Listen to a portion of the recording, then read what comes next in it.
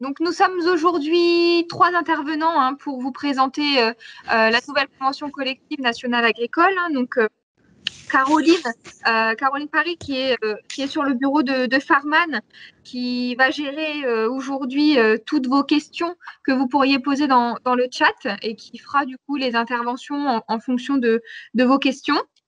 Donc, bonjour à tous. Voilà. Christophe Torel, du coup, qui est basé à la direction générale, qui apportera tous les compléments juridiques des textes, finalement, du texte dans son entièreté. Bonjour à tous. Merci, Julie. Et donc, moi-même, basée sur le bureau d'Épernay, pour vous accompagner, même après, dans l'avenir, dans la mise en place et dans la gestion quotidienne de vos salariés. On sera tous présents pour vous accompagner. Donc, aujourd'hui, nous sommes ensemble pour 1h30. Voilà, n'hésitez pas à poser vos questions au fur et à mesure de la présentation. On pourra les traiter soit en fin de webinaire si jamais on n'y a pas répondu dans notre présentation. Puisque de toute façon, les objectifs aujourd'hui, c'est de vous présenter le contexte finalement de ce nouveau texte, comment il s'inscrit, pourquoi il a été mis en place. Les apports finalement de cette nouvelle convention collective. Mais ça va surtout être aujourd'hui l'objectif d'expliquer finalement à vos salariés ce qui va changer pour eux, puisque vous devrez en tant qu'employeur, vous le savez bien, les informer du nouveau texte, de où est-ce qu'il se situera, etc., etc. Donc, voilà, aujourd'hui, l'objectif, c'est vraiment qu'on vous présente ce que vous devrez faire et qu'on vous épaule dans la communication que vous devrez avoir avec vos salariés. Sachant qu'on s'attardera principalement sur le nouveau système de classification des emplois, puisque c'est le plus gros changement qui est apporté par ce nouveau texte. On va commencer, je ne sais pas si les participants arrivent au fur et à mesure, on va commencer doucement à vous présenter le contexte donc, de cette nouvelle convention collective. Elle a été mise en place après de nombreuses années de négociations et suite à une réflexion commune et à une volonté surtout commune d'harmoniser finalement les pratiques sur le territoire dans son entièreté et notamment donc sur la classification des emplois, puisqu'on le sait, les conventions collectives territoriales pouvaient prévoir plusieurs systèmes finalement qui ne se correspondaient pas les uns aux autres et qui ne pouvaient pas être comparés, avec des grilles de salaires qui leur étaient afférentes et qui n'étaient pas comparables également. Donc voilà, vraiment le principe de ce nouveau texte, c'est l'harmonisation des pratiques sur le territoire pour qu'on puisse avoir une homogénéisation des classifications, des salaires, des minima, etc., des pratiques globales. Pour autant, la précision est importante à faire puisque les anciennes conventions collectives, on va les appeler comme ça dans ce webinaire, les anciennes conventions collectives territoriales, elles ne vont pas disparaître. Voilà, donc comme c'est inscrit à l'écran, elles vont devenir des accords collectifs étendus. C'est-à-dire qu'il faudra qu'on compare finalement les dispositions qui étaient anciennement applicables à votre structure avec les nouvelles dispositions prévues par le texte national. Et nous devrons appliquer finalement les mesures qui seront le plus favorables pour les salariés. Voilà, la FNSEA a bien précisé cette articulation dans son communiqué de presse de septembre dernier. Et précise bien que le nouveau texte ne marquait pas non plus la fin des négociations paritaires territoriales. Dans la pratique, c'est ce que je vous disais, vous aurez finalement, peu importe la convention collective qui vous était applicable auparavant, exploitation viticole de la Champagne, agriculture CUMA ou autre, le texte ne disparaît pas et il se complétera finalement avec le nouveau texte national. Donc quotidiennement, c'est ce qu'on vous disait, il faudra comparer ce qui était anciennement appliqué avec les nouvelles dispositions, tout en adoptant les dispositions les plus favorables. Par contre, l'objectif aussi de garder les anciens textes, c'est de conserver les spécificités territoriales. Donc, évidemment, je vais prendre l'exemple de la convention collective viticole de la Champagne, puisque parmi nos participants, on a essentiellement un public viticole, donc vous vous sentirez plus concernés. Si on prend ce texte-là qui prévoit des contrats de tâches, des primes de fin d'année, voilà, des primes de vacances, etc., toutes ces spécificités qui sont territoriales demeureront applicables. C'est-à-dire que ce sont des avantages dont vos salariés bénéficient qu'on ne pourra pas leur retirer sous prétexte de l'instauration, donc à compter du 1er avril de cette année, d'un nouveau texte national. Voilà, ces avantages et les spécificités territoriales resteront en vigueur. Effectivement, à la condition donc, que ces spécificités ne rentrent pas en contradiction avec les dispositions de la Convention collective nationale agricole. Par contre, chose est sûre, hein, et c'est donc le gros morceau, comme j'ai pu vous le dire en introduction, le gros morceau de ce texte-là, c'est la nouvelle classification avec le système qui s'imposera à tout le monde, vraiment, à toutes les exploitations entrant dans le champ d'application de ce texte.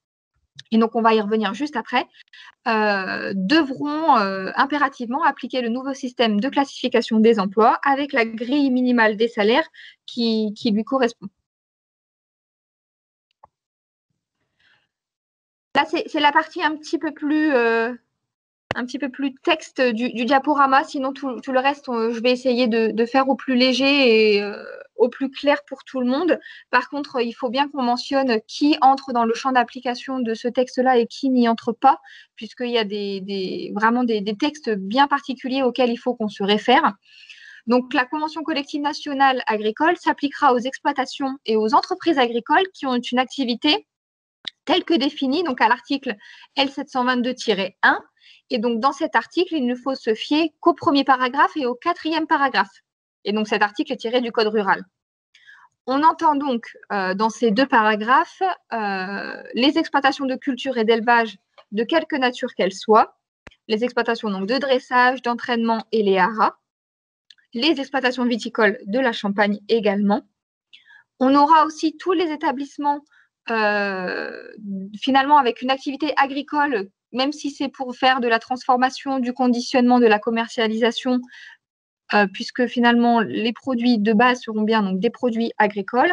Et voilà, on parle aussi des activités qui constituent un prolongement de l'acte de production, des structures d'accueil touristique également, qui soient situées sur l'exploitation ou dans les locaux de celle-ci. Et donc, on y intègre également tout ce qui sera hébergement et restauration. Font partie également des exploitations concernées par ce texte, donc les établissements de pisciculture et ceux assimilés, les activités de pêche maritime à pied professionnel, sauf donc les personnes qui relèveront du régime social des marins. Donc là, on est sur des activités assez particulières. De toute façon, des précisions pourront être apportées client par client, hein, il n'y a aucun souci si vous voulez avoir la confirmation du texte dont vous relevez, il n'y a pas du tout de souci, on est là pour ça. Et il rentre aussi donc dans ce texte les CUMA.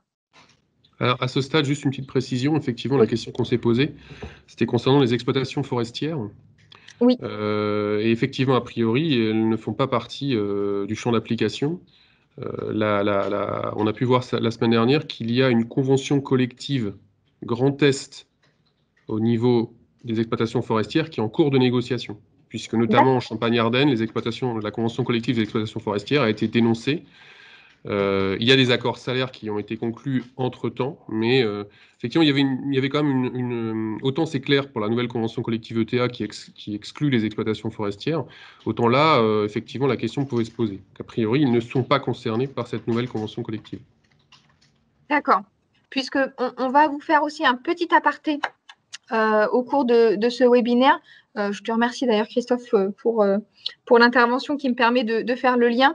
On fera une petite aparté sur un autre texte qui entre aussi en vigueur au 1er avril, la Convention collective nationale des ETA. Voilà, donc on vous fera rapidement un petit topo pour notamment peut-être les prestataires de services qui sont parmi nous aujourd'hui pour que vous puissiez voir finalement quelle structure relève de cet autre texte. Voilà, en tout cas, ce qu'on peut vous affirmer aussi, c'est que sont exclus donc, du champ d'application de la Convention collective nationale agricole. Hein. Ce sont donc les centres équestres, les entraîneurs de chevaux de course, les champs de course, les parcs zoologiques et la conchyliculture. Voilà, ça c'est vraiment marqué noir sur blanc dans les textes que ce type d'exploitation est exclu du champ d'application du texte national applicable au 1er avril 2021. La petite aparté arrive maintenant. Donc, on a eu mi-février une publication dans le journal officiel du texte de la Convention collective nationale de travail concernant donc les entreprises de travaux et services agricoles, les entreprises de travaux et services ruraux et les entreprises de travaux et services forestiers. Ce texte a été signé le 8 octobre 2020 et voilà, l'extension finalement a été prévue et ça sera également appliqué au niveau national et l'extension a été donc signée finalement en février 2021. Et donc, l'application sera également le 1er avril 2021 de ce nouveau texte. Alors, ce texte, d'ailleurs, il y a pas mal de similitudes. Hein. Alors, il est un peu plus complet, mais il y a pas mal de similitudes, effectivement, entre les deux conventions. Ouais. Au niveau de l'esprit, puisqu'il y a aussi, même si au niveau classification, le texte... On est sur un tout autre système. Voilà. Ouais. Tout à fait. C'est vrai que le texte là, des ETA prévoit finalement un système de classification qui vous sera plus familier avec des niveaux et des échelons, alors qu'on perd vraiment cette notion dans le texte national agricole, on perd cette notion de niveau et d'échelon, on parlera vraiment de palier, mais on s'y attardera vraiment tout à l'heure. Et encore une fois, pour ce texte, on peut se référer à des articles qui précisent bien les activités relevant de son champ d'application. Et donc là, on est sur l'article L122, mais -2 cette fois, donc le premier paragraphe, et l'article L722-3, toujours donc du Code rural et de la pêche maritime. Et donc, il faut bien préciser, hein, c'est Caroline, c'est toi qui m'avais fait la précision, que les entreprises de prestation de services avicoles rentraient dans le champ d'application de ce texte-là. Caroline ne m'entend pas, je crois. Si, c'est bon, je t'entends, Julie. C'était cette précision-là qui devait être faite. Oui, c'est ça, effectivement, oui. Oui, il y avait un doute, sur ce point-là, en fin de compte. Ok, super. Et donc, on reprécise bien, c'est ce que Christophe a ajouté, que sont exclus, c'est marqué noir sur blanc dans le texte, sont exclus les exploitations forestières et donc les scieries agricoles. Autant c'est clair là dans ce texte-là, effectivement, parce qu'ils sont exclus. Alors, on va faire la distinction entre d'ailleurs travaux forestiers, sylviculture, exploitation forestière. Hein, c'est pas toujours évident de savoir où on se situe. Autant dans la convention agricole, effectivement, il pouvait y avoir un doute. Mais au regard de la négociation qui a lieu actuellement en Grand Est, voilà, on peut partir sur cette conclusion-là. Et on a effectivement des clients. Je ne sais pas s'il y en a qui participent en pensant être concernés. Qui dépendent effectivement, notamment de la Convention des exploitations forestières Champagne-Ardenne, pour ceux qu'on connaît le mieux. Voilà. Mais il y avait cette incertitude au regard de leur activité. D'accord. Donc, ça sera une chose aussi qu'il faudra qu'on suive sur l'entrée en vigueur à venir de ce texte. Oui, tout à fait. Il y aura peut-être des précisions sur cette profession en particulier, hein, mais voilà. C'est intéressant de suivre ça, puisqu'on a quand même pas mal d'entreprises qui sont concernées dans nos régions. Hop, merci. On va passer à la thématique qui vous intéresse particulièrement, hein, puisque pour ceux qui ont pu répondre au questionnaire préalable, voilà, ça faisait partie des questions. Qu'est-ce qui va vraiment changer, qu'est-ce qui va, voilà, quels vont être les impacts pour vous.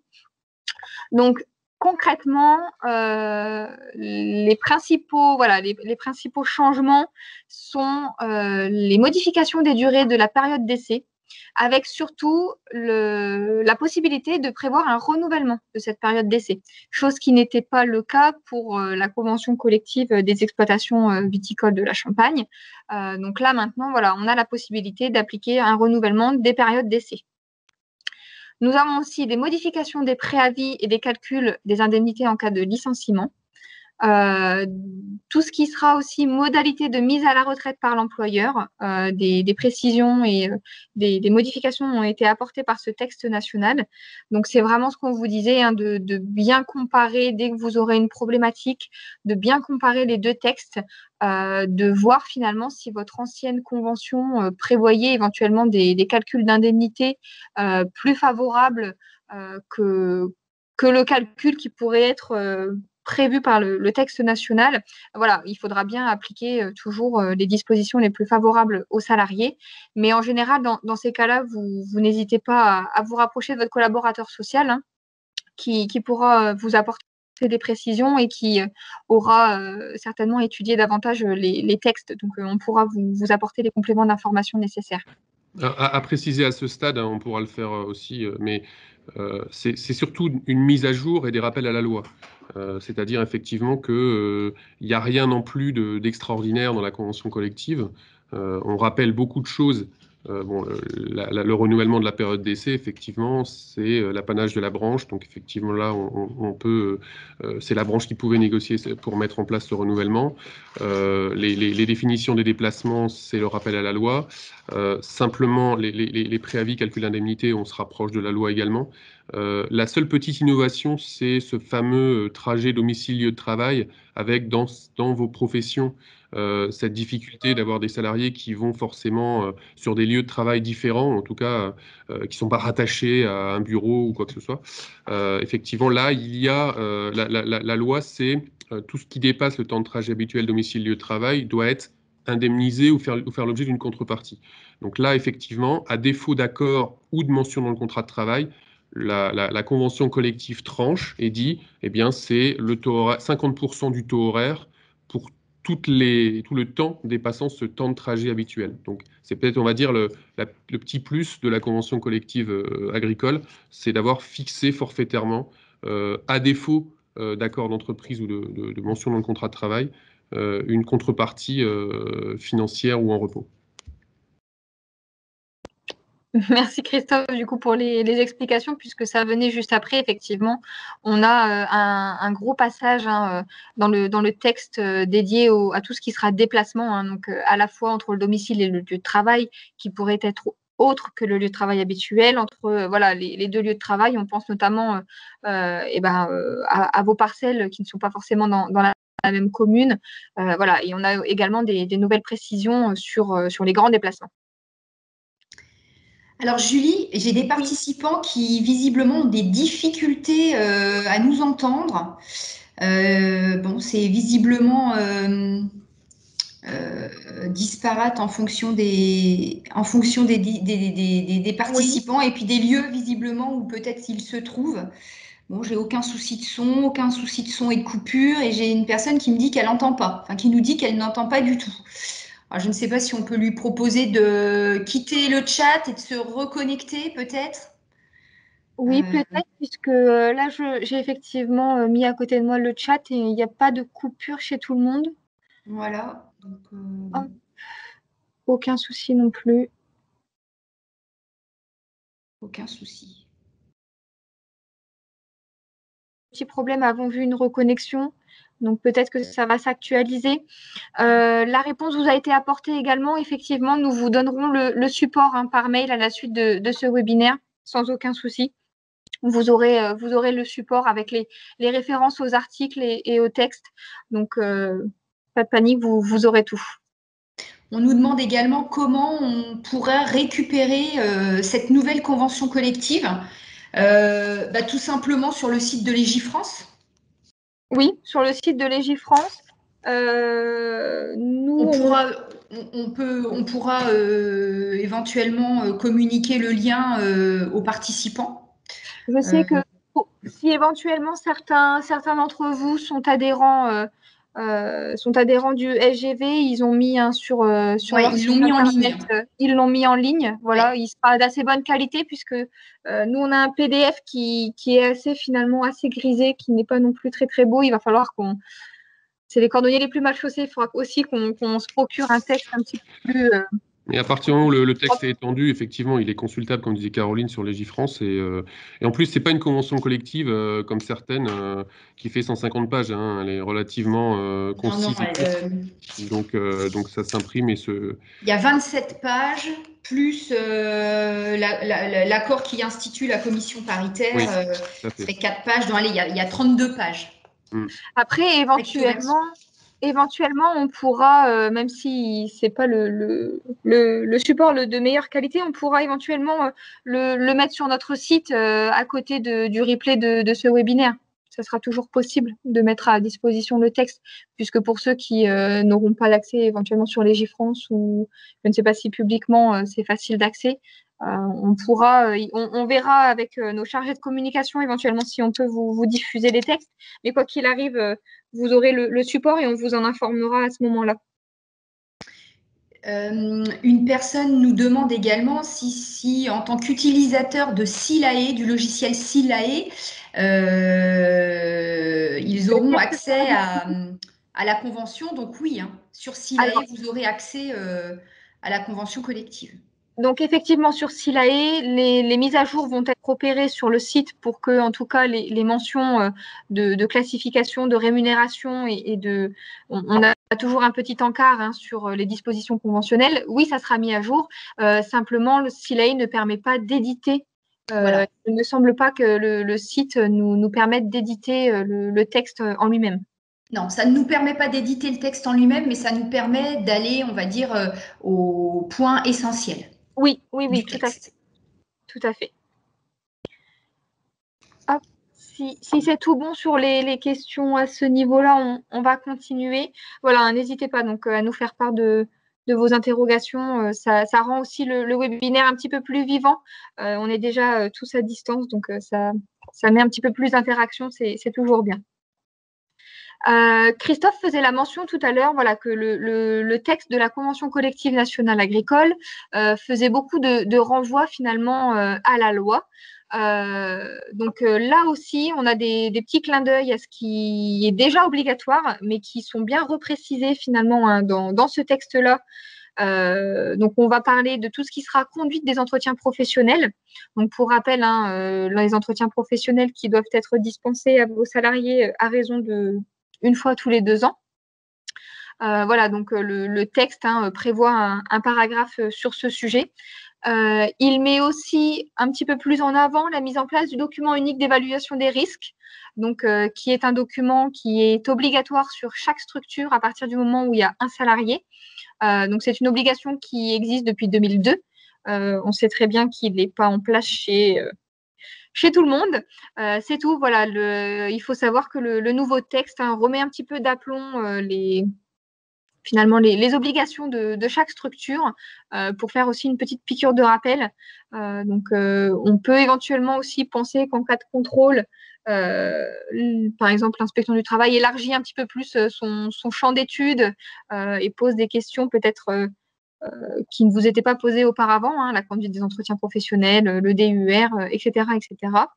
On fait mention également dans ce texte du droit à la déconnexion et du télétravail.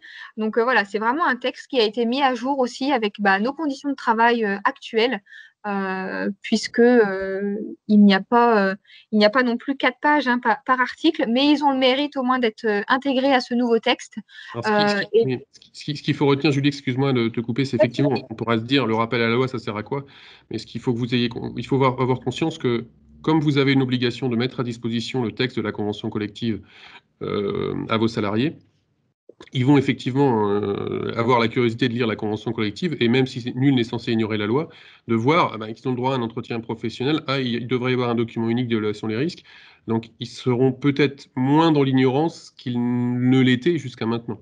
Donc, c'est aussi une façon de vous dire que les salariés seront mieux informés parce que vous avez cette obligation de les informer de la convention applicable, et que de fait, c'est une façon aussi de se remettre un peu dans les clous pour éviter tout litige avec les salariés. Les sanctions ne sont pas les mêmes selon les thèmes, hein, bien évidemment, mais en tout état de cause, c'est important d'en avoir conscience. Voilà, on le sait en général, hein, c'est une remarque que vous nous faites, que les salariés sont aujourd'hui très au courant de leurs droits. Donc, notre objectif aussi dans le webinaire d'aujourd'hui, hein, c'était de vous donner à vous, en tant qu'employeur, un petit peu les billes pour leur répondre et leur expliquer finalement ce dont ils ont droit et ce qui relève de vos obligations ou non. On va passer hein, donc, au sujet majeur de ce texte et puis du webinaire d'aujourd'hui, puisque c'est ce qui va vous impacter dans un premier temps. Ça va être la refonte hein, donc, du système des classifications des emplois. C'est la question qui est revenue le plus souvent. Pour ceux qui ont répondu au questionnaire préalable, encore une fois, c'est vraiment la question qui qui fait creuser les méninges un petit peu de tout le monde. Donc, on va y venir. Concrètement, j'ai tenté le plus schématiquement possible de vous faire une chronologie, finalement, une méthodologie de comment vous allez devoir valoriser les emplois à l'avenir.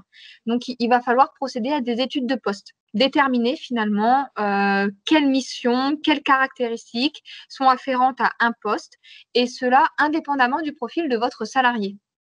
Voilà, c'est la chose un petit peu compliquée aujourd'hui, c'est que au travers de votre rémunération, vous voulez valoriser l'expérience de vos salariés, leur savoir-faire, etc., etc.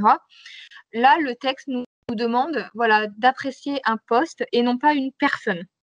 Donc, c'est ce qui va peut-être être le plus compliqué dans la mise en place de ce nouveau système, c'est que voilà, on ne parle plus du tout d'une rémunération pour un salarié, on parle d'une rémunération pour un poste. L'étape d'après, c'est donc de déterminer la classification suite à l'étude qu'on aura faite. Et pour déterminer cette classification, on nous a instauré 5 critères, que sont la technicité, l'autonomie, la responsabilité, le management et le relationnel. Ce sont des critères qu'on dit modernes, entre guillemets, je mets les guillemets, voilà. On essaye aussi de revaloriser un petit peu les emplois de l'agriculture sur des thématiques qu'on retrouve finalement dans d'autres secteurs. Donc, on essaye, voilà, on harmonise, on modernise un petit peu les critères sur lesquels on se basait et on obtient finalement un coefficient. Voilà, on étudie ces 5 critères, on obtient un coefficient. Et en fonction de ce coefficient, on va pouvoir trouver un palier. Voilà, c'est ce que je vous marque. On reportera le coefficient dans un tableau qui nous donnera un palier. Et c'est à ce palier que correspondra une rémunération. Autre changement aussi majeur apporté par le texte, c'est un petit peu la refonte des catégories socio-professionnelles. On connaissait ouvrier, technicien, cadre. On fait bien aujourd'hui la différence entre ouvrier, technicien, agent de maîtrise et cadre. Voilà, on nous redifférencie bien ces 4 catégories socio-professionnelles. Et donc, les tableaux qui vont suivre et qui, vous les aurez avec le support, reprécisent bien maintenant toute l'articulation de la nouvelle classification. Qu'est-ce qu'on entend par étude du poste? C'est le petit prérequis, on va revenir là-dessus. C'est vraiment étudier et se concentrer sur les missions significatives qui vont vraiment caractériser vos emplois. Les missions anecdotiques, accessoires, voilà, les petits plus, l'entretien des locaux, etc., qui ne sont pas requis pour tenir le poste, on ne les prend pas en compte, voilà, pour fixer les rémunérations. Par contre, je tiens à faire cette précision, une compétence qui serait mobilisée que temporairement ou que ponctuellement au cours de l'année, mais qui est tout de même fondamentale pour tenir le poste, il faudra bien évidemment qu'on la valorise. Pour vous donner un exemple, tous vos salariés ne pratiquent peut-être pas la taille de la vigne. Voilà, la taille de la vigne, ce n'est pas toute l'année. Par contre, ce savoir-faire est fondamental pour tenir le poste d'un ouvrier permanent. Évidemment que cette compétence de taille va être valorisée. Je ne sais pas si cet exemple était assez clair. A contrario, je peux vous en donner un autre. Un salarié qui procède 2 fois dans l'année à des petits travaux de soudure, voilà, pour réparer un portail, etc., etc., ça ne va pas être fondamental pour lui de détenir cette compétence. Et pour vous, voilà, ça ne sera pas fondamental non plus pour qu'il tienne son poste. Ce n'est pas ces petits travaux de soudure qui vont faire que votre salarié est indispensable. Je ne sais pas si la différence est assez claire. Voilà, le fait de savoir tailler la vigne est fondamental pour pouvoir tenir un poste d'ouvrier permanent tout au long de l'année. Excusez-moi. Par contre, réaliser des petits travaux de soudure 2 fois dans l'année ne sera pas fondamental pour tenir le poste d'ouvrier viticole permanent. Voilà, c'est bien ça. C'est bien aussi là qu'on reprécise le fait qu'on n'évalue plus finalement la personne qui pourrait faire l'effort de vous faire des petits travaux annexes. On ne valorise pas cette personne, on valorise vraiment le poste qu'elle détient et les missions qui sont nécessaires pour la détention de ce poste-là. On parlait donc des 5 critères qui sont remis ici et je vous disais qu'on allait évaluer ces critères effectivement il y a des degrés, finalement des sous-catégories sous chaque critère. Donc, on a 5 degrés pour la technicité qui peuvent éventuellement nous apporter de 2 à 100 points. L'autonomie avec 4 degrés qui peut nous apporter également de 2 à 100 points. La responsabilité est sous-divisée en 2 parties. On va l'aborder plus en détail. On aura une partie responsabilité par rapport aux enjeux économiques et une partie responsabilité, si je ne me trompe pas, par rapport à la responsabilité encourue et au tort éventuellement que les agissements du salarié pourraient faire à l'exploitation. Tout ce qui sera management, on est conscient que vos salariés n'auront pas tous un volet managérial, excusez-moi, très important. C'est pour ça aussi qu'on a 6 degrés finalement. On va pouvoir vraiment ajuster au mieux les postes qui sont détenus par vos salariés. Ces 6 degrés qui peuvent apporter 2 à 100 points et une partie relationnelle qui peuvent apporter soit de 1 à 50 points. Donc, c'est vraiment, si on reprend le schéma du tout départ, c'est vraiment ça. On étudie notre poste, on se note voilà, les missions principales, les caractéristiques de ce poste-là. Et quand on en vient à l'étape d'évaluer chaque critère, ces cinq critères, technicité, autonomie, responsabilité, management et relationnel, eh ben, on va pouvoir plus facilement choisir quel degré correspond le plus au poste qu'on est en train d'étudier. Et on aura donc notre fameux nombre de points qui nous donnera notre coefficient. J'aurais peut-être dû, pour plus de clarté, marquer point coefficient, puisque voilà, c'est vraiment le nombre de points qui nous donnera un coefficient. Le tableau, voilà, vous permettra peut-être d'avoir une vision plus claire. On évalue un poste du salarié, on obtient un coefficient, donc un nombre de points qui va être égal, je vais vous dire, à 27. Voilà, 27, on va être compris voilà, entre 25 et 35. On va pouvoir donc du coup affecter le salarié au palier 4. Chose qu'il est importante aussi de préciser, qu'un salarié soit au coefficient 27 ou qu'il soit au coefficient 34, il relèvera du palier 4. Voilà, le coefficient, c'est vraiment une marge. C'est une marge finalement. Ça donne une ordre de grandeur qui nous réfère, quoi qu'il arrive, à un seul et unique palier, puisque c'est à ce palier-là qu'on affectera une rémunération horaire minimale. Donc là, c'est la grille des salaires qui a été mise à jour suite à la négociation annuelle du SMIC. Donc, on commence bien sur un palier 1 avec un taux horaire égal au SMIC. Et j'en profite pour répondre, je ne sais pas si la personne a réussi à se connecter ou si elle est présente.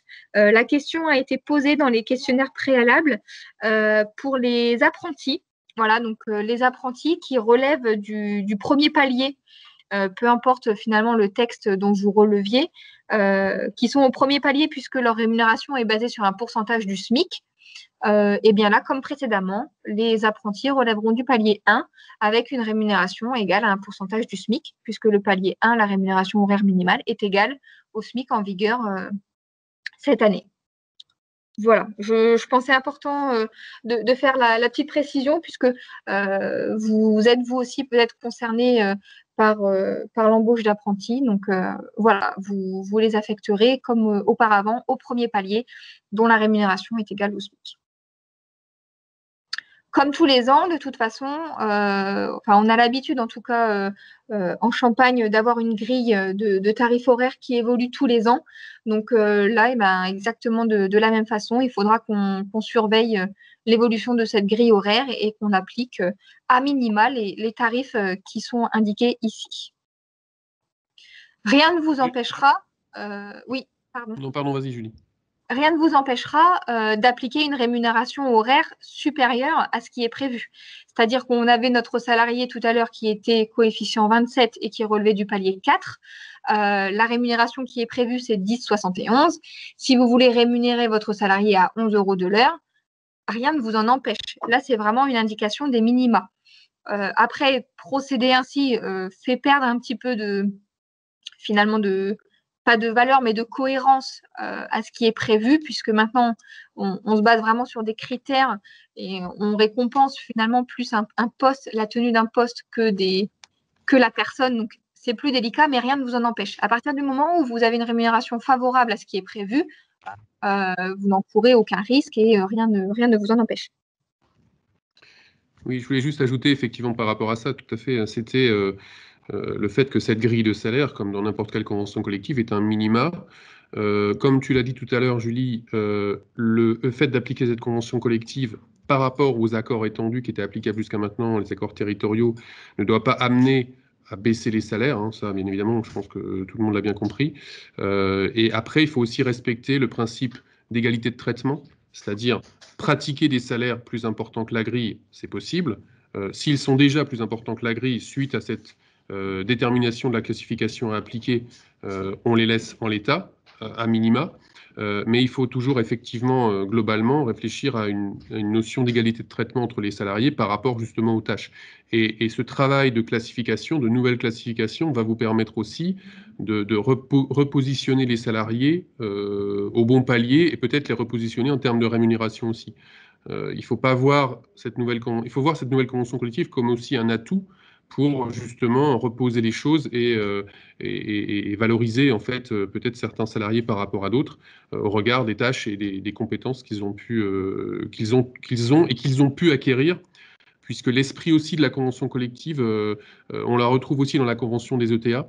L'esprit de la convention collective, c'est valoriser le parcours professionnel, inciter les salariés à acquérir des compétences pendant leur vie professionnelle, par la formation notamment. C'est pour ça qu'on a aussi rappelé l'importance de l'entretien professionnel. Donc il y a cette notion de valorisation de l'emploi, mais valorisation aussi de compétences et de l'acquisition de compétences. Inciter les salariés à acquérir des compétences. On ressent quand même cet esprit-là dans la lecture de la Convention. Merci, Christophe. Alors Julie, je voulais ajouter, hein, pour que ce soit vraiment bien compris par tous, à partir du moment où vous allez avoir fait votre étude de poste, vous allez avoir déterminé la classification en fonction des réponses aux 5 critères et l'obtention du coefficient qui va donc vous donner votre palier. Il va vous donner donc votre palier et le taux horaire correspondant. Si toutefois, une fois que vous avez réalisé cette opération, le taux horaire correspondant s'avère être inférieur au taux horaire appliqué actuellement, surtout vous ne baissez pas le taux horaire. Vous conservez bien le taux horaire actuel. Voilà, c'est vraiment important de bien poser les choses. Oui, puisque finalement, c'est ce qu'on vous disait, là, l'harmonisation va être faite, mais on est conscient que la grille des salaires de l'exploitation, enfin de la convention collective des exploitations viticoles de la Champagne, cette grille de salaire est bien plus élevée, par exemple, qu'une grille de salaire dans la Creuse ou dans un autre département. Donc, il est très, très probable que quand vous allez procéder à la valorisation des emplois de vos salariés, vous vous retrouviez avec des paliers intermédiaires, hein, 4, 5, voire 6, c'est très très probable, mais vous serez sur des rémunérations horaires supérieures. On avait l'ancienne référence, hein, du niveau 301 pour les tâcherons qui avait un minimum à 12,08. Vous voyez bien que cette rémunération minimale de 12,08, on serait entre un palier 6 et un palier 7. Donc, bien évidemment, vous allez très souvent vous retrouver avec un taux horaire appliqué supérieur à ce qui est prévu à minima dans le nouveau texte, mais bien évidemment, on ne change pas, pour réduire, en tout cas pour une réduction, on ne change pas les taux horaires des salariés qui sont en place, hein, évidemment. Et c'est le sens de la convention collective, l'article 1.2 de la convention collective qui précise bien qu'elle est d'implication impérative, notamment la nouvelle classification, mais elle ne doit pas conduire à baisser les avantages, et notamment en matière de salaire, dont le salarié bénéficiait en application des accords territoriaux étendus. Et il va y avoir cette articulation à faire entre la Convention nationale, qui fixe les bases et le principe d'une harmonisation de la classification, et des avantages territoriaux qui peuvent exister. Et par rapport à ça aussi, bien rappeler l'erreur qui est souvent faite de fixer un coefficient, une classification en fonction du salaire.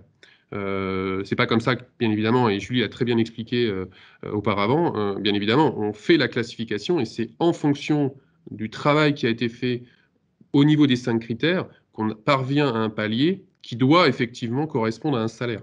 Après, si le salaire qui correspond est plus important que celui que le salarié a aujourd'hui, des questions devront se poser. Mais en tout cas, il ne faut pas faire l'inverse. C'est souvent, malheureusement, ce qu'on constate, toute convention collective confondue, hein, toute activité confondue. On a souvent tendance, effectivement, à fixer un coefficient en fonction du salaire. Non, ce n'est pas comme ça que ça marche. Il ne faut surtout pas faire cette erreur et bien le faire dans le bon sens.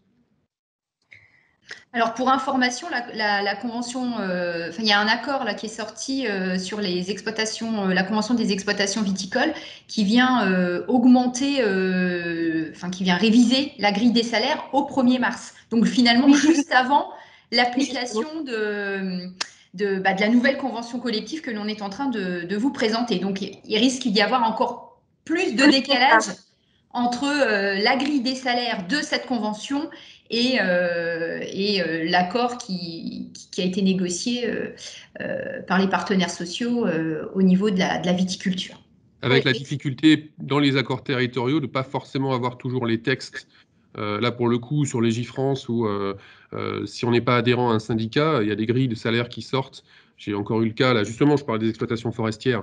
Bon, c'est un exemple, hein, mais on a une grille qui est sortie au 1er janvier, 1er mars, et on n'a pas forcément les taux. Alors, souvent, si c'est sorti qu'on n'a pas l'info, c'est que ce n'est pas étendu et que, de fait, ce n'est pas encore applicable si vous n'êtes pas adhérent à un syndicat signataire. Donc, le plus souvent, l'application aussi, bien retenir que lorsqu'un accord vous n'êtes pas adhérent à un syndicat, l'accord sort, la grille de salaire n'est pas étendue, elle ne vous est pas applicable, elle ne vous sera applicable au mieux qu'au moment de l'extension de cet accord. Donc là, il faut suivre après, mais quelquefois, c'est un peu la pêche à l'information et à savoir quand ça va être étendu et quand ça va être applicable au niveau des grilles. Oui. Alors, nous avons une question. Ah, excuse-moi, Julie, vas-y. J'ai vu la question, je vais faire la petite précision, ça pourra aussi rejoindre par la suite la question. Là, finalement, oui, la petite incompréhension donc avec la revalorisation finalement de la grille horaire des exploitations viticoles de la Champagne, puisque ça va engendrer un autre problème aussi de communication. Vos salariés avaient au mois de février sur leur fiche de paye un taux horaire. On va prendre des chiffres ronds, un taux horaire à 11 € de l'heure. Vous relevez de la convention collective des exploitations viticoles de Champagne. Vous allez avoir une revalorisation au mois de mars avec un taux horaire de 11.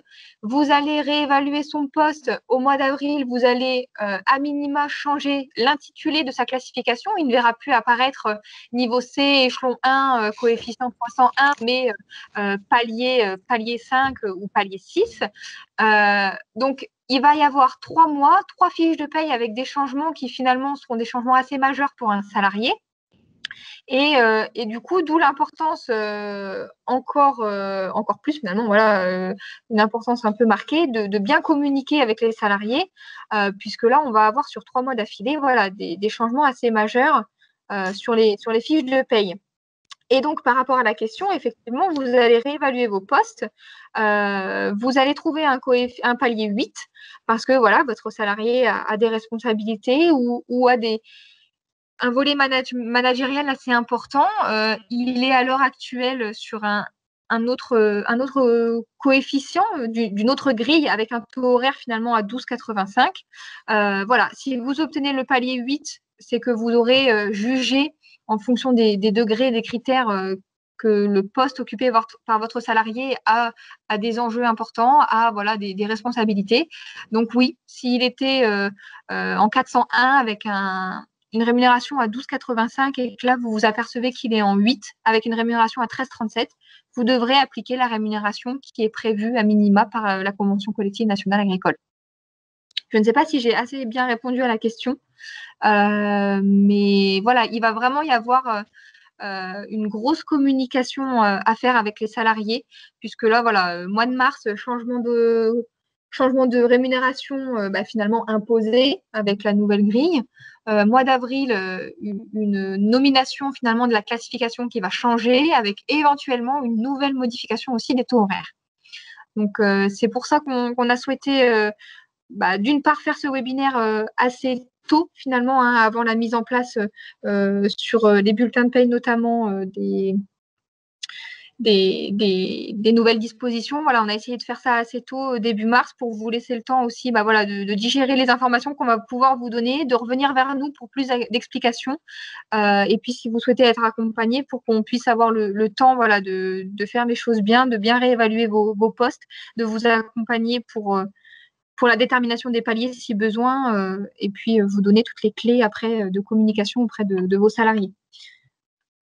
Alors, je tiens à préciser, puisque la question nous est posée, la nouvelle grille dont nous sommes en train de parler, qui serait applicable, enfin qui va être applicable à compter du 1er mars, est celle qui concerne les exploitations viticoles de la Champagne. Voilà, oui. C'est vraiment spécifique viticulture. La convention collective, c'est 1er avril. Hein, donc, voilà, la convention collective, donc la grille des salaires que vous avez à l'écran, c'est celle qui sera applicable à compter du 1er avril. Est-ce que ça répond à votre question? Bon, parfait. Et tout ça va dans le sens voilà, d'un global, c'est-à-dire il y a cette grille nationale au 1er avril, et il ne faut pas effectivement pas oublier les grilles territoriales qui peuvent exister en plus ou moins, en plus favorable le plus souvent. Voilà, et ne pas, par rapport à la question d'Alexandra tout à l'heure, ne pas justement dire bah tiens, le palier 8 c'est trop, donc je vais le mettre palier 7, et ne pas commettre cette erreur-là, parce que là il peut y avoir effectivement un litige ensuite avec le salarié. Effectivement, puisque comme vous devrez procéder à une information de vos salariés du nouveau système, il aura sous les yeux l'évaluation qui a été attribuée à son poste, et donc ça pourra éventuellement faire l'objet d'échanges et de négociations, nous n'en doutons pas, de la part des salariés. On reviendra tout à l'heure un petit peu sur l'articulation de la mise en place avec le salarié. Voilà, juste pour compléter, donc les paliers, les rémunérations, etc. On parlait tout à l'heure des nouvelles catégories socio-professionnelles, donc elles sont bien distinguées là à l'écran. On a bien donc la catégorie ouvrier qu'on connaissait, sans minimum voilà, de degré de coefficient requis. On a la catégorie après des techniciens.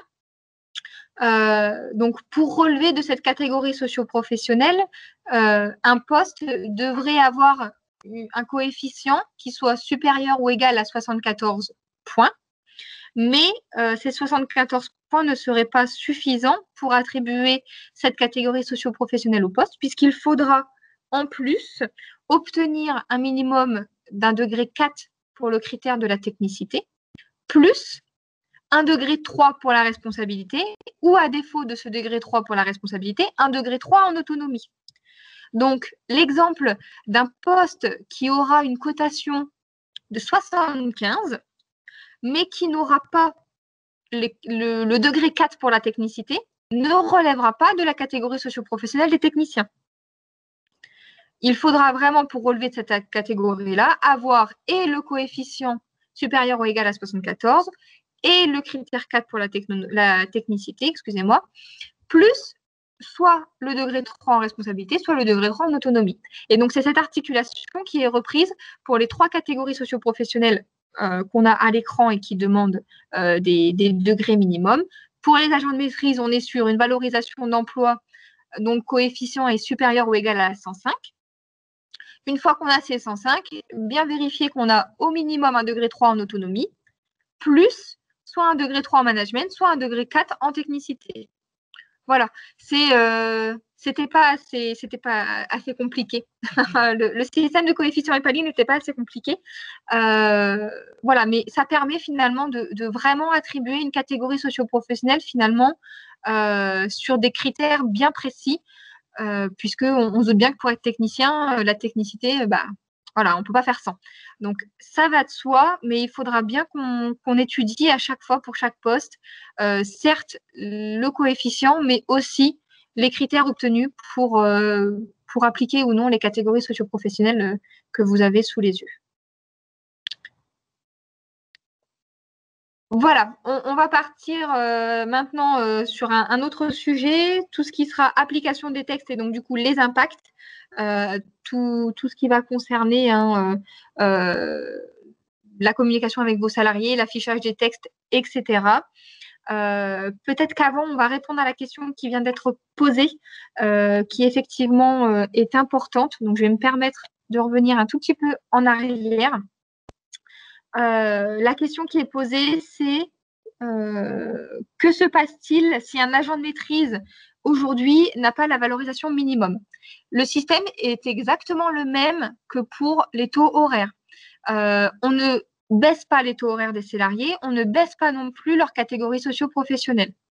Aujourd'hui, un salarié qui est technicien agent de maîtrise et qui ne relèverait finalement ni de la catégorie socio-professionnelle des techniciens, ni de la catégorie socio-professionnelle des agents de maîtrise. Julie, on ne t'entend plus?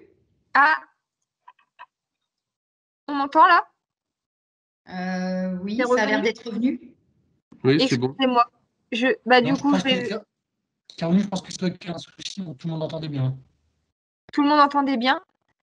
Donc, sinon, juste pour revenir sur cette question de que se passe-t-il si l'agent de maîtrise, si aujourd'hui le salarié a le statut d'agent de maîtrise et que suite à la revalorisation de son poste, mais on s'aperçoit qu'il est technicien, on ne lui change pas sa catégorie socio-professionnelle pour une catégorie moins favorable. C'est exactement le même système que sur la rémunération. Ça rejoint, en fait, c'est l'article 1.2 toujours de la nouvelle convention collective, qui notamment donc, précise bien qu'il n'y a pas de perte d'avantages sociaux, et notamment le dernier paragraphe de cet article qui parle en matière de retraite complémentaire et de prévoyance, puisque la catégorie socio-professionnelle a souvent un impact en matière de retraite et de prévoyance. Le salarié, effectivement, lors de la mise en œuvre de la nouvelle classification, bénéficie du maintien de son affiliation tant qu'il occupe les mêmes fonctions dans l'exploitation ou l'entreprise agricole. Donc ça rejoint ce que tu viens de dire, Julie, c'est-à-dire on garde les mêmes avantages, et notamment en matière de retraite et de prévoyance, liés à la catégorie socio-professionnelle à laquelle on appartenait. Voilà, finalement, si on veut synthétiser très grossièrement, hein, vraiment, un salarié qui relève aujourd'hui de la convention collective des exploitations viticoles de la Champagne, on sait qu'il aura un taux horaire minimum assez important, qu'il aura une catégorie socio-professionnelle peut-être aussi assez importante.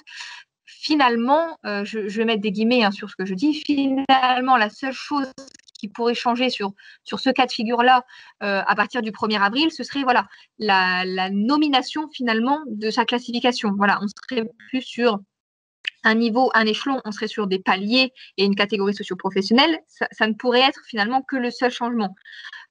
Au cas par cas, vous aurez, quoi qu'il arrive, des questions aussi qui se poseront et il faudra quand même bien tout de même vérifier à la fois qu'on respecte les minima du texte national et qu'on respecte les critères demandés pour chaque catégorie socio-professionnelle.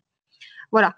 Concrètement, c'est vrai que pour vous, viticulteurs qui relevez de la CCN Viti de Champagne, certainement qu'uniquement la classification, la dénomination de la classification changera. Mais ça demandera tout de même une communication auprès des salariés. J'espère voilà, qu'il n'y a plus de petits soucis de son et que j'ai pu répondre à vos questions avec le complément que Christophe a pu faire sur les avantages sociaux qui sont conservés par les salariés déjà en poste. N'hésitez pas s'il faut qu'on revienne sur le sujet à nous le repréciser en commentaire. Donc, comme j'avais pu l'indiquer juste avant, on va passer à la partie l'application du texte, qu'est-ce qui va en découler et quels vont être les impacts pour vous au quotidien. En tant qu'employeur, donc on a pu le dire tout au long du webinaire, mais on va le rappeler ici, en tant qu'employeur, vous allez devoir mettre à disposition de tout le personnel sur le lieu de travail l'exemplaire de la nouvelle convention collective. Informer l'ensemble de vos salariés de l'endroit et des horaires où est-ce qu'ils peuvent consulter ce texte. Communiquer donc sur le changement de classification et finalement sur la méthode de classement, puisque si demain vous souhaitez faire une communication à vos salariés en leur disant « Bon, Paul, aujourd'hui tu es 301, demain tu es palier 4 ».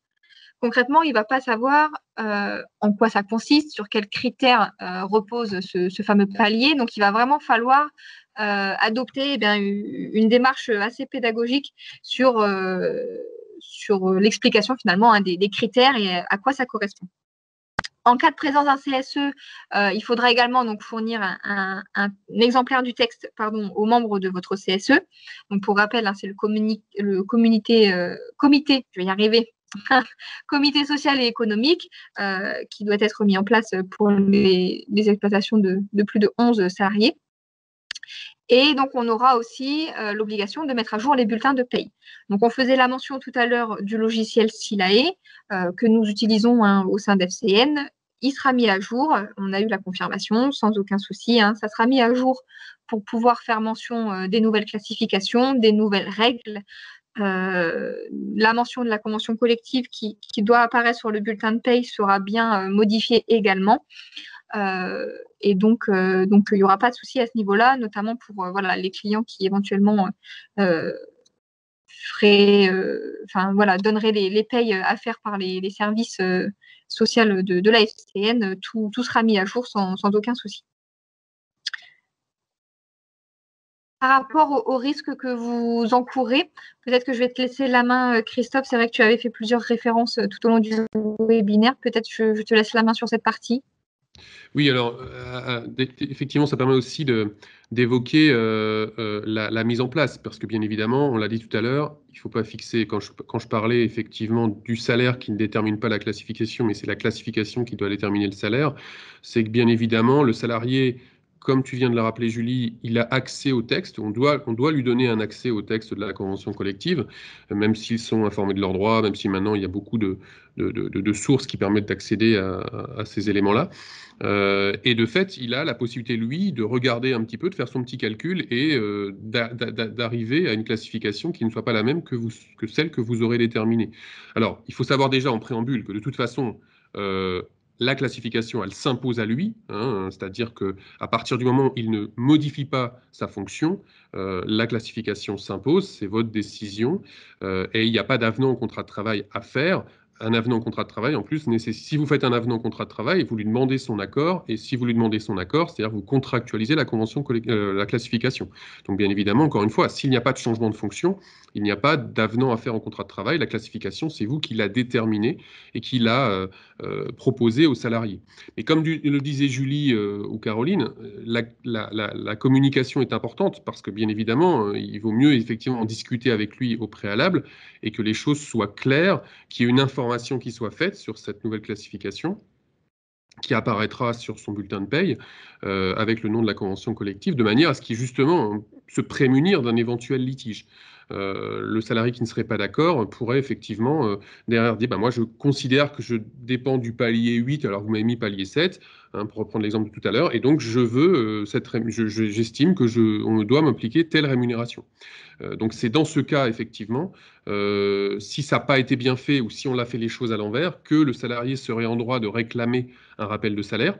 Donc dans ce cas-là, effectivement, litige auprès des tribunaux pour effectivement avoir ce rappel de salaire. Il pourrait aussi, si la nouvelle classification n'est pas mise en œuvre, là on est vraiment dans le cas où vous refuseriez d'appliquer la nouvelle convention collective ou cette nouvelle classification, où ce travail ne serait pas fait, demander des dommages et intérêts, même si les dommages et intérêts nécessitent un préjudice que le salarié doit être en mesure de prouver. Donc là, c'est un risque, on va dire, un peu plus limité.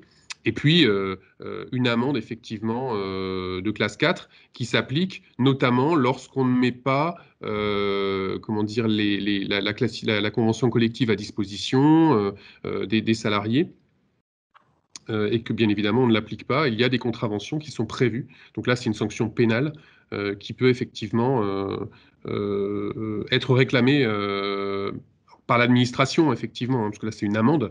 Donc, ça se couple avec le rappel de salaire, les dommages et intérêts éventuels pour le salarié qui... alors, les dommages et intérêts, ça serait facile à mettre en œuvre, puisqu'encore une fois, même si c'est un risque limité en pratique, le salarié, il peut très bien dire, on n'a pas mis en place cette nouvelle classification, on ne m'a pas appliqué cette nouvelle convention collective, je n'ai pas pu évoluer professionnellement, je n'ai pas pu, dans ma carrière, avoir cette opportunité, c'est ce qu'on appelle la perte de chance, et donc je démontre que j'ai subi forcément un préjudice parce que je n'ai pas pu évoluer professionnellement comme j'aurais dû le faire en application effectivement si l'employeur avait fait son travail d'appliquer la convention collective. Donc il ne faut pas effectivement négliger ce risque, mais principalement, encore une fois, il faut faire attention à bien classer les salariés, à bien échanger avec eux, à bien les informer, de manière à ce que les choses soient claires et que derrière, effectivement, il n'y ait pas de risque à ce niveau-là. Merci beaucoup, Christophe, pour les explications. On vous a fait voilà, le petit topo sur les risques encourus. Il y a quand même des apports, hein, on les a plus ou moins abordés tout au long du webinaire, mais il y a quand même des apports par ce nouveau texte. Voilà, on va avoir un classement qui sera juste et équitable, c'est-à-dire que vous allez avoir la possibilité, quand les salariés vont échanger entre eux sur leur nouveau palier, leur nouvelle rémunération, vous allez avoir la possibilité de vous baser sur des critères bien définis, sur des choses voilà, bien claires et bien définies, donc qui vous permettra de finalement vous justifier, entre guillemets, hein, si on vous le demandez, ça vous permettra de justifier que votre classement, finalement, il est juste, il est équitable parce qu'il correspond aux emplois détenus par chacun de ces salariés qui pourraient éventuellement venir vous voir. Donc, ça, c'est quand même quelque chose de positif, c'est-à-dire qu'on vous donne finalement des outils clairs et précis sur lesquels vous basez. Alors, et par rapport à ça, justement, ces outils-là peuvent être imposés. Rien ne vous empêche, si vous le souhaitez, en accord avec le salarié, parce que vous préférez sécuriser les choses, parce que vous préférez peut-être remettre à plat la relation contractuelle qui n'a jamais vraiment fait l'objet d'un contrat très précis, rien ne vous empêche de faire un avenant au contrat de travail, voire même un contrat de travail refondu avec peut-être de nouvelles fonctions, de manière à sécuriser les choses. Mais sachez que, effectivement, vous n'êtes pas tenu de le faire, et si vous le faites, si vous faites cet avenant au contrat de travail, vous contractualisez la classification. À partir du moment où vous demandez l'accord du salarié dans le cadre d'un avenant au contrat de travail ou d'un contrat de travail, vous contractualisez. Alors, ça peut avoir un intérêt de dire au moins les choses sont claires, carrées et convenues entre le salarié et l'employeur. Mais vous n'êtes pas tenu de passer par cette étape, encore une fois, si le salarié conserve la même fonction qu'il a aujourd'hui. Et bien évidemment, dans le temps, je disais tout à l'heure, dans la convention collective, l'esprit, c'est de faire évoluer professionnellement un salarié. S'il évolue, si vous le faites évoluer, si vous lui donnez de nouvelles tâches et de nouvelles responsabilités, bien évidemment, cette classification que vous aurez déterminée est susceptible d'évoluer. De la même manière qu'elle a été là fixée en fonction des critères de la nouvelle convention collective. Donc c'est des choses qui vont continuer à évoluer dans le temps, dont il faudra tenir compte, et qui permettrait aux salariés de réclamer donc un nouveau palier, une rémunération plus importante au regard des tâches que vous lui aurez données, ou que vous lui aurez laissé prendre. En fait. Aussi, oui, c'est vrai que la précision est importante à faire. On parlait donc de ces critères qui vous donnent finalement la possibilité de justifier les valorisations de chaque emploi. Là, c'est aussi du coup l'occasion de valoriser les emplois de l'agriculture dans son ensemble, puisque c'est des métiers qui ne sont pas forcément mis en valeur. Donc là, voilà, on se base sur des critères qu'on veut modernes, qui parlent à un plus grand public. Donc, si on va plus loin dans cette réflexion, voilà, la valorisation des postes de votre structure vous permettra aussi de gagner du temps finalement pour les futures embauches, puisque pour rédiger votre annonce, vous aurez voilà, vraiment une étude de poste précise. Vous pourrez détailler peut-être davantage ce que vous attendez sans repasser 2 heures ou 1 heure à faire une offre d'emploi, etc., etc. Donc voilà, on est maintenant sur des critères qui parlent un petit peu plus à tout le monde, qui vous permettent de mettre à jour les emplois, de gagner du temps après, même pour les embauches, pour les entretiens professionnels, annuels, etc., etc. Vous aurez eu ce travail en amont d'étude des postes qui vous serviront par la suite, même pour étudier les compétences de chacun et pour vous adapter au milieu qui sans cesse évolue. Voilà, vous aurez le détail des postes de chacun, quelles responsabilités vous pourriez donner à l'un plus qu'à l'autre en fonction de son poste, en fonction de plein de choses. Finalement, c'est du temps. Enfin voilà, on sait très bien que c'est une contrainte, ce nouveau texte, qui nous impose de nouveaux systèmes, qui prévoit voilà, de nouvelles choses, de nouvelles indemnités, etc., etc. Mais il faut qu'on le prenne aussi comme une opportunité, voilà, par la suite, mieux gérer eh bien, les compétences sur les structures, de mieux gérer les parcours des salariés, de valoriser les emplois qui sont les vôtres, et puis finalement aussi de sécuriser les relations que vous avez avec vos salariés, puisque on a fait la mention tout à l'heure, voilà, ils sont de plus en plus informés de leurs droits, ils n'hésitent plus finalement à faire des procès, à aller au prud'homme, etc. Donc voilà, il faut qu'on prenne le temps de faire les choses correctement. Ce nouveau texte nous apporte des opportunités, donc il faut qu'on le prenne dans ce sens. On a parlé de beaucoup de choses, de toutes les obligations que vous pourriez avoir, de la communication avec les salariés, etc., des mises à jour des bulletins de paye. Donc, on ne va pas vous laisser tout seul face à ça. Voilà, on a découpé des packs pour pouvoir vous accompagner au mieux et voilà, en fonction de vos besoins finalement, des personnes qui seront plus à l'aise avec ce changement que les autres qui pourront éventuellement se débrouiller un petit peu plus tout seuls. On a souhaité voilà, vraiment découper plusieurs niveaux d'intervention. Donc voilà, l'explication qui va de l'explication du fonctionnement de la classification.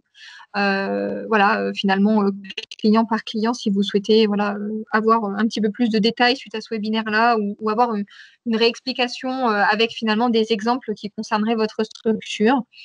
On a le pack de mise en conformité. Donc là, vraiment, on vous sécurise, c'est-à-dire que on procède avec vous au listing des emplois de votre structure. On essaye aussi voilà, de vous poser les questions qui permettront de déterminer les caractéristiques des emplois qu'on aura pu recenser. On vous accompagne, puisqu'on ne peut pas le faire pour vous. C'est vraiment quelque chose qui relève de votre responsabilité de valoriser les postes. Mais voilà, on peut, en concertation avec vous, déterminer la classification qui, par rapport aux critères mentionnés dans l'étude du poste, correspondra au palier et à la rémunération la plus adaptée. Quoi qu'il arrive, cette intervention du coup fera l'objet d'un dossier rendu puisque on vous transmettra les courriers que vous pourrez adresser à vos salariés, les informant, faisant un petit peu tout finalement, les informant du lieu où est-ce qu'ils peuvent trouver la convention, de l'horaire et pour la consultation, encore une fois, l'horaire, le lieu, de la date de mise en application, reprendre un petit peu le topo de son ancienne classification qui, du coup, est mise à jour pour voilà, l'informer de la nouvelle nomination, finalement. Voilà, le courrier d'information qui recensera un petit peu toutes vos obligations. Et donc, on vous rendra tout ça dans un dossier complet. C'est le pack finalement de base, entre guillemets. C'est ce qui sera obligatoirement à mettre en place. Donc, ça sera voilà, en fonction de votre aisance et en fonction de votre besoin d'accompagnement. En tout cas, on est là pour vous accompagner sur ces missions bien précises, qui sont bien redétaillées, que vous retrouverez dans une plaquette aussi, disponible sur le site FCN. Donc voilà, en cas de questions, n'hésitez pas aussi à vous rapprocher de vos collaborateurs sociaux, si vous êtes en social à la FCN, ou de votre comptable ou expert comptable qui vous redirigera vers quelqu'un. Donc voilà, on est là vraiment pour ne pas vous laisser non plus sans rien et sans outils. Les packs suivants vont un petit peu plus loin dans les études, puisque le pack GRH vous transmet des fiches métiers. Des fiches métiers donc, qui éventuellement seraient un intermédiaire aux fiches de poste qui ne sont pas mises en place dans toutes les structures pour pouvoir aussi avoir une base finalement des compétences requises pour les emplois que vous... Les intitulés de poste, les intitulés d'emploi que vous pouvez éventuellement utiliser, trouver la fiche métier qui correspond et faire le comparatif avec finalement ce qui est prévu dans la fiche mission et ce que vous faites réellement sur un même intitulé de poste. Voilà, ça peut vraiment être une étude un petit peu plus poussée. Donc, c'est le pack d'après. Et puis, vraiment, si vous voulez prendre comme une opportunité de refaire finalement un petit bilan de vos pratiques en termes de gestion des compétences, en termes de gestion de vos salariés, on peut voilà, profiter de cette réétude des postes pour éventuellement prévoir les entretiens professionnels, pour éventuellement faire une étude voilà, de la gestion prévisionnelle des emplois et des compétences, c'est-à-dire qu'on se rend compte en étudiant vos postes que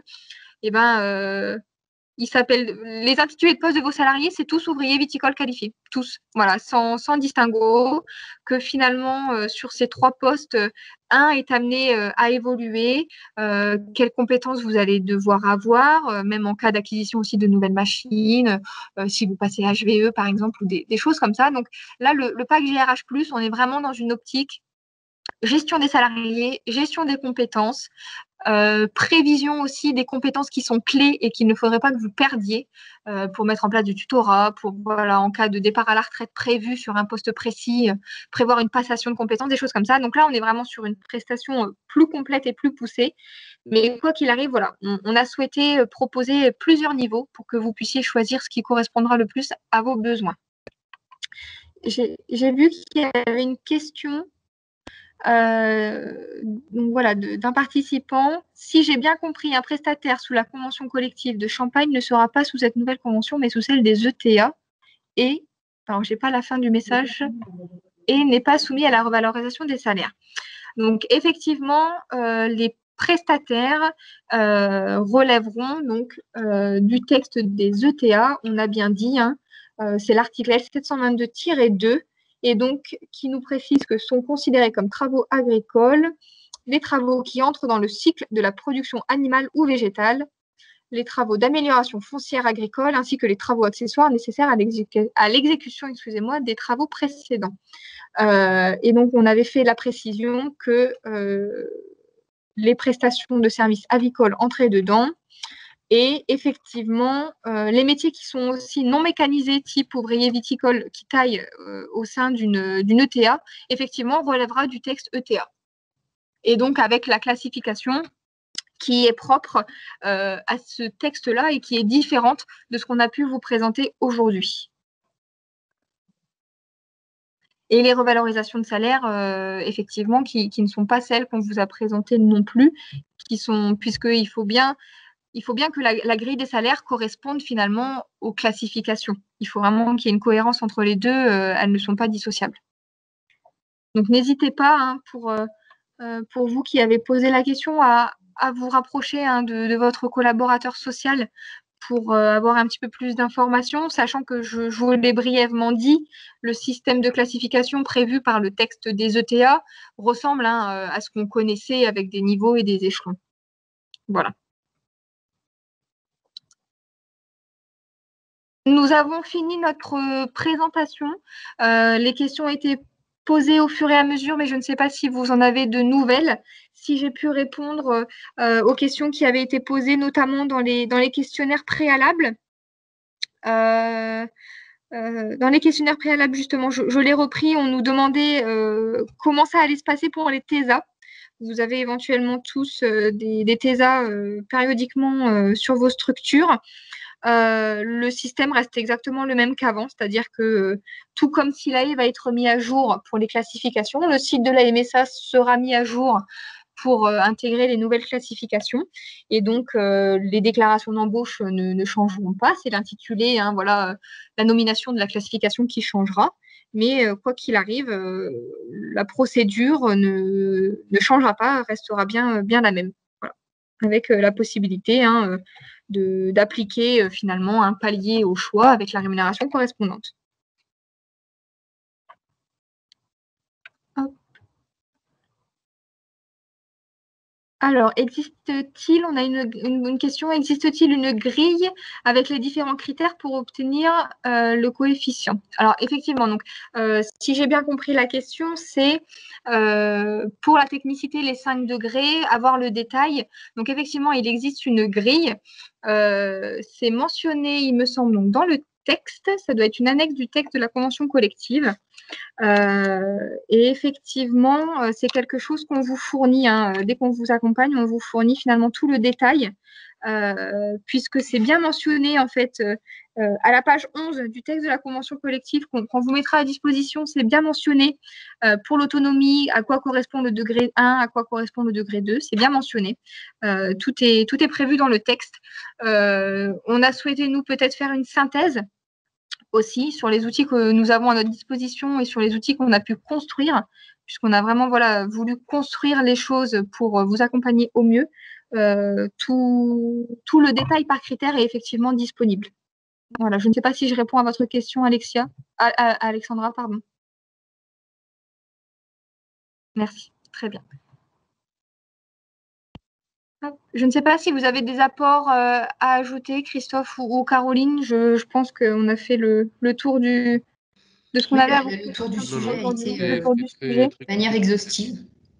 De manière exhaustive, voilà. N'hésitez pas, n'hésitez pas à vous rapprocher voilà, de vos collaborateurs FCN qui vous apporteront plus de précision éventuellement. Donc, effectivement, si une demande d'accompagnement doit être faite, n'hésitez pas donc à vous rapprocher. Donc, voilà, soit vos collaborateurs sociaux, puisqu'ils ont eu également une formation à ce sujet-là et qui seront à même de vous accompagner. N'hésitez pas à nous contacter, nous. Il y a nos adresses mail remises juste ici. Et sinon, votre expert comptable, effectivement, vous pouvez lui préciser que vous avez participé au webinaire de ce matin, qu'on vous a parlé d'accompagnement, puisque de toute façon, ce sera votre expert comptable qui vous fera parvenir le devis pour l'accompagnement.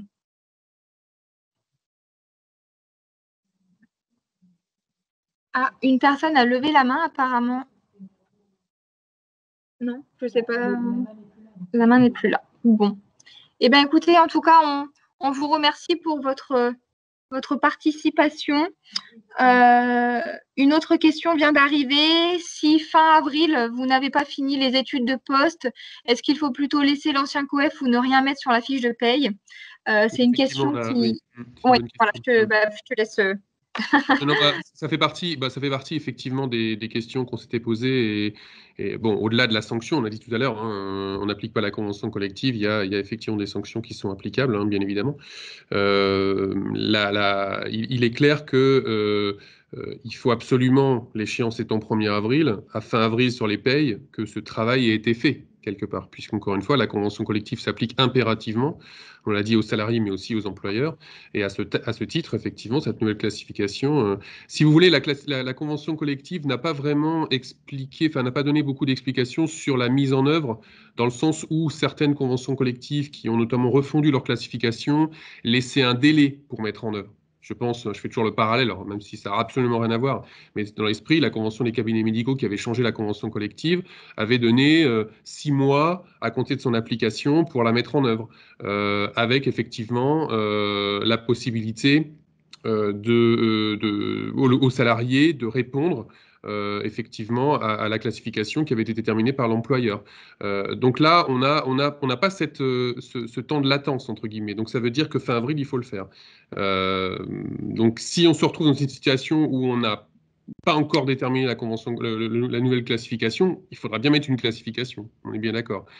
Mais si on met, alors on peut mettre l'ancienne par défaut, mais clairement, on sera d'une certaine façon en infraction avec l'obligation impérative d'appliquer la nouvelle convention collective au 1er avril. Il vaut mieux mettre quelque chose que de ne rien mettre. Ça, oui, pour moi, c'est sûr. Mais idéalement, il vaut mieux mettre la nouvelle convention, la nouvelle classification qui aura été déterminée. Voilà, c'est vrai qu'on a fait ce webinaire au plus tôt, voilà, puisqu'on souhaitait analyser de façon assez approfondie les textes avant de vous faire toute présentation, quelle qu'elle soit. Donc voilà, ça nous laisse finalement un mois de délai. Ça devrait, voilà, en général, vous n'avez pas non plus trop de salariés. On n'est pas sur des grosses structures, en tout cas pour nos clients qui seront concernés par ce texte. Donc voilà, c'est entièrement réalisable et de toute façon, c'est pour ça aussi qu'on a souhaité vous accompagner. C'est pour que vous puissiez passer mois d'avril en toute sérénité. Voilà, je vois que les participants commencent petit à petit à quitter la conversation. Donc, on vous remercie à nouveau hein, pour le temps que vous nous avez accordé ce matin, pour l'attention que vous avez pu nous accorder. On espère avoir répondu à toutes vos questions. Et puis, encore une fois, on reste disponible. N'hésitez pas à revenir vers nous. On mettra à disposition donc, le support de ce webinaire. Sera annexé certainement hein, le texte de la convention et puis la plaquette de toute façon sera disponible sur le site Global FCN. Voilà. Une bonne journée à tout le monde également. On vous remercie Merci pour à votre tous. participation. Merci Julie, merci Caroline. Merci. À bientôt. Merci à vous tous.